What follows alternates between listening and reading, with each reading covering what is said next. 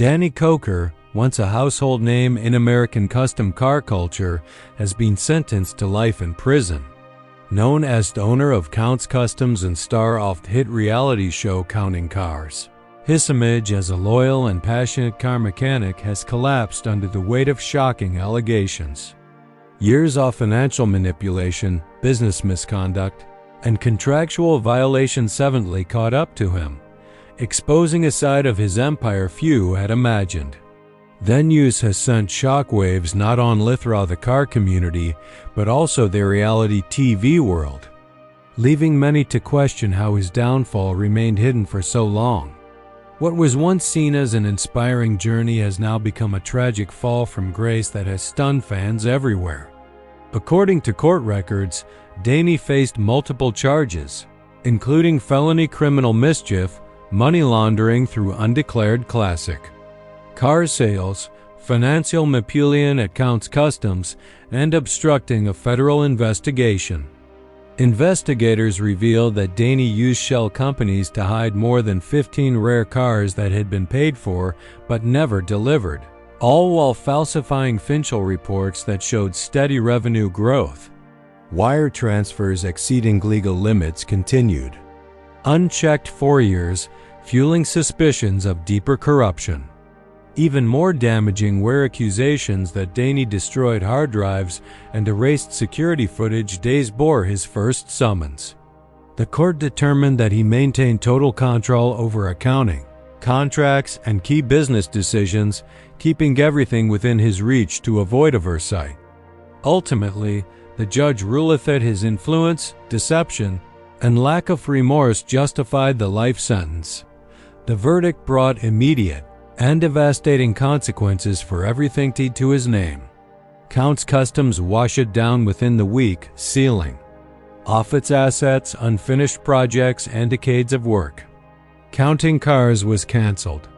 All promotions and merchandise were suspended, and major contracts with investors were terminated overnight. While members of his production team were called in for questioning, none faced charges, though their careers were equally impacted. Fans and colleagues were left reeling, with many describing conviction as a thunderbolt that shattered the world Danny had carefully built. His case has now become a grim cautionary tale about the dangers of unchecked fame and misplaced trust in television personalities. For someone who rose from local TV to national stardom, Danny Koker's life sentence marks not only the end of an era, but a chilling reminder of how quickly power can corrupt and destroy.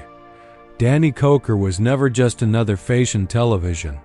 Long before Counting Cars made him a national star, he had already built a unique persona in Las Vegas. He first gained attention as a late-nighter show host where his deep voice, eccentric style, and love for classic cars earned him the nickname The Count. That moniker stuck, becoming the foundation for his personal brand and later his custom car empire. Unlike many TV hosts who played characters, Dan lived his role. Retro, quirky, and fiercely passionate about cars. This authenticity helped him gather a loyal following and eventually led to the creation of Count's Customs, his small but ambitious cartooning shop in Las Vegas. In the beginning, Count's Customs was a modest operation, relying mainly on Danny's hands-on involvement and word-of-mouth customers. He handled everything himself, from designs to parts selection, leaving his personal stamp on each project. The shop quickly gained recognition among local car enthusiasts. But its big break came when the History Channel decided to create Counting Cars, riding on the success of Pawn Stars. The network wanted to explore the custom car scene, and Danny was the obvious choice.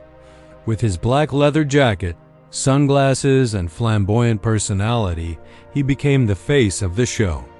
The series drew millions of viewers in its first season, transforming Danny from a niche figure into a household name. Suddenly, the world revolved around his creativity, his decisions, and his larger-than-life persona. As the show grew, Count's Customs itself turned into a major attraction, even featured on Las Vegas tours where visitors often book admits ahead to see it. Danny wasn't just star in front of the camera. He oversaw production to ensure each episode reflected his real work and values. Fans respected him not as a media creation but as a genuine craftsman. Beyond cars and television, he expanded into entertainment.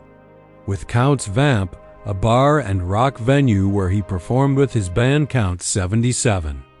This venture allowed him to share his love of music while staying connected with the community. At his peak, Danny embodied roles of artist, businessman, and performer all at once. His total control over Count's Kustoms and the show made him appear unstoppable. But that some concentration of power would later expose vulnerabilities no one could foresee. Count's Kustoms was once hailed as one of the most iconic custom car garages in America, a place where Danny Koker turned his passion into a sprawling empire that touched not only cars, but also television, e-commerce, and events. At its peak, the garage handled hundreds of orders each year, from restorations to fully customized builds, each stamped with Danny's signature style. He personally chose the projects, set prices, and oversaw every detail, while his loyal team, handpicked over the years, carried out his vision. Yet beneath the success, cracks in management began to show. Danny never established a proper finance department, relying instead on a small trusted group to handle transactions without audits. Records were kept manually. Invoices were sometimes missing, and large cash dealings often bypassed formal systems. Instead of delegating, Danny shouldered every responsibility, technical, financial, contractual, and marketing. While skipping legal oversight, leading to poorly drafted agreements that sparked disputes with customers. Investigations later revealed that Danny also operated through affiliate companies, which blurred the lines between personal and business funds. Customer payments were sometimes redacted through these firms, creating financial trails that were difficult to trace. Meanwhile, Danny poured large sums of Count's Kustoms profits into ventures like Count's Vamp, a bar and live music venue that struggled to stay profitable, into media projects without proper financial planning. These side investments drained resources from Fegarage's main operations. Tensions grew within the staff when discrepancies in financial records emerged, and some employees were even asked to sign blank invoices. Senior team members left, disillusioned by the lack of transparency. By the time legal trouble surfaced, the fragile structure collapsed. With no one else holding authority or access to essential documents, the entire operation came to a standstill, its fate sealed by the risks of being entirely dependent on one man. Balancing television, business, and music placed immense pressure on Danny, especially as Count's Vamp, his bar and live music venue, became the band's main stage. Despite the growing demands, Danny refused to delegate, keeping himself at the center of all decisions. As his legal troubles mounted, the band's unseverable energy began to fade. Performances were canceled at the last minute, equipment was poorly prepared, and tensions over finances and scheduling grew.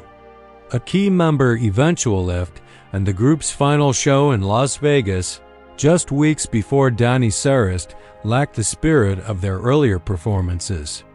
The audience was smaller, the atmosphere subdued, and no future plans were announced. Unspoken. Everyone sensed it was their last time together on stage. What hadn't been Danny's outlet for balance and creativity had turned into another source of strain, leaving Count 77 inactive and unfinished. With the music gone, Danny's creative spark dimmed and his public presence slowly disappeared, marking the end of a defining chapter in his life. After rest of a life sentence, Danny Koker was quietly transferred to a high-security federal prison in Arizona with no official word from his family or legal representatives. From that moment, all of his out-city activities came to a halt. No television, no social media, no updates of any kind. Inside, he chose not to take part in the mandatory labor program, but instead worked as a file clerk in the prison library. Inmates recall that he spent most of his time writing and sketching by hand, often keeping to himself and avoiding unnecessary interactions. Within a few months, he began sending letters to a close friend from his band, filled not with details of prison life, but with thoughts on vintage cars, unrealized designs, and intricateskies. To date, more than 200 pages of his manuscripts have been collected, some of which many believe could one day be published as a book or archival record of his unfinished projects. Meanwhile, the world outside continued to change without him. Count's Kustoms closed its doors, assets were seized, and all online platforms ceased updates. The Counting Cars series, once a staple of reality TV, now only lingers on digital platforms without new material or promotions. Danny has never filed for Apple, nor has he sought sentence reduction, instead stating, "I don't need freedom if it means figning remorse." He insists his actions were driven by passion rather than greed, holding firm in his beliefs even behind prison walls. And so his story concludes not with furor of vengeance or the applause of fans, but in silence. Though his empire has crumbled, Danny's influence on custom car culture remains etched in history, an unforgettable reminder of how brilliance and downfall can exist in the same man. His journey is over, but a legend with all its triumphs and tragedies will continue to be retold for generations.